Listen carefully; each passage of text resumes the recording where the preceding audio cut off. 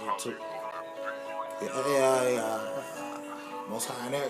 I just caught a breeze and settled in from yesterday. Right now it's money on my mind, I can't let it get away. 6,000 was the quota, I just hit that shit today. I've been talking to you how I'm taking glory in his name. I've been talking to the Most High.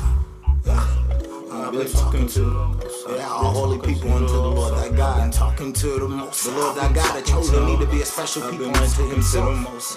Above all people that up on the face of the earth. Bahashim Yamashiach Yahweh. You say it in his eyes and it'll make your brother cry.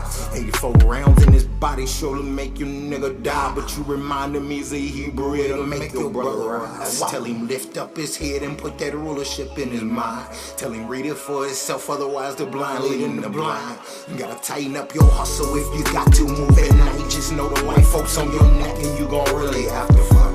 Hey, I just caught a breeze and settled in from yesterday.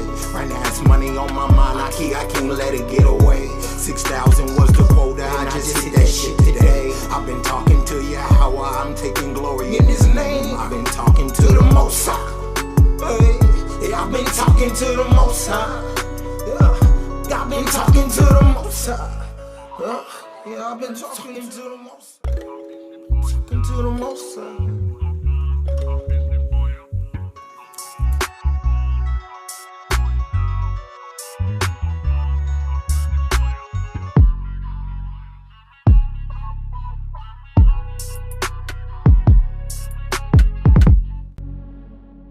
I've been actually studying the diaspora of the 10 northern tribes of Israel, where they went and who they may be today.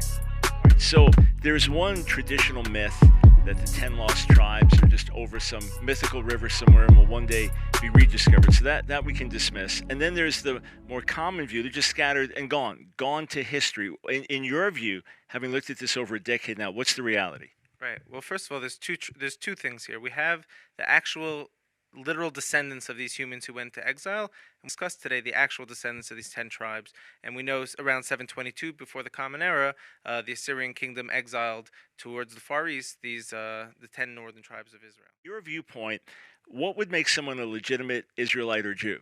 Right, these are two different terminologies that are used today. So now someone who is from the house of Israel who got lost amongst the nations, the term would be Zera Yisrael, or the seed of Israel, someone from the seed of Israel. So these people who we find around the world, they're not necessarily Jews. I mean, just growing up in America in a non-religious home, and then becoming religious later on, and then becoming a teacher in the conservative movement in their schools, I saw that in about 1.5 generations, you could forget who you are and lose absolutely everything.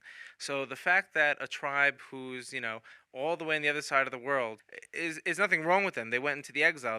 They played their role. They were destined to go in the exile. At what point can you make up such a complex religion? This must have been taught from Ezra and Nehemiah, who were from the high courts of Israel, who had inherited it from the last generations of the prophets. Got it. All right. Yes, so that's definitely another discussion for another day. But I appreciate your perspective on it. Okay, so let's go around the world now. We know that the 10 tribes scattered, so in a certain direction, and then where did they get lost in history? Where can we recover them in history? So let's trace it out, and you give me some of the largest people groups that have some clear markers that tie them back into the children of Israel. This is something only found in the Mosaic Law. They actually wear four-cornered garments like the people of Israel would. They do have a day they refer to as a Shabbat. They call it Sabbata. And they actually refer to every day of the week, as we do, as the first day from Saturday, the second day from Saturday. So they count around Saturday as their day. And one of the biggest topics of going to be the future of political Israel is emerging as we speak. If anyone wants to speculate on the future of news, you'll see the Igbo tribe of Nigeria, numbering 40 million people, who self-identify as being from the children of Israel. But the Igbo made up a significant percentage of the transatlantic slave trade. So a lot of the blacks that were taken to America on the slave ships actually had Igbo blood in them, and we see now Igbo are self-identifying as from the tribes of Israel. So if you look in America today, you'll see a lot of celebrities actually from the African-American community claiming Hebrew roots. Reference would be Amari Stoudemire, high-profile basketball player, rapper Kendrick Lamar, who's got I don't know, maybe 1 billion views on some of his stuff. These are people who are influential. And people look at them like maybe they're crazy. Like, how do they have any ties to the tribes of Israel? Then all of a sudden, we see the actual ships that brought him here are coming from the exact place in Africa where it's an Israelite hotbed. So this is going to be also an interesting piece of the puzzle.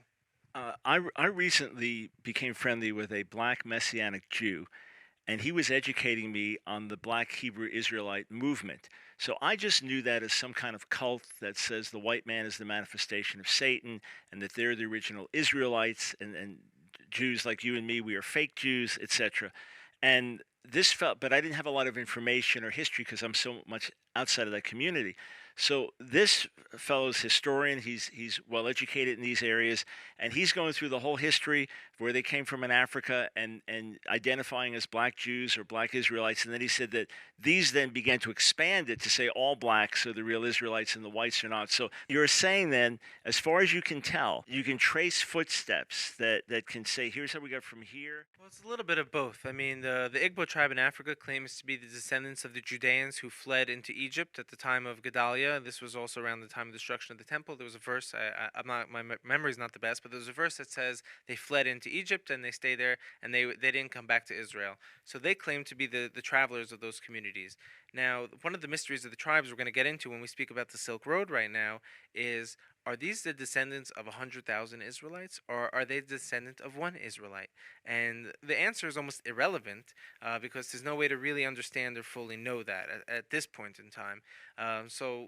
Let's go back to the Silk Road for a second to discuss this identity thing, and we'll go back to the African Americans because and their hate for the white people, which I had a debate with someone who hated white people.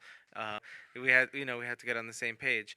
But there's a lot of trauma from the transatlantic slave trade and from what happened. It's all very fresh. So we have to be very diplomatic and sensitive about them. I understand why they would hate a white man. That makes total sense to me.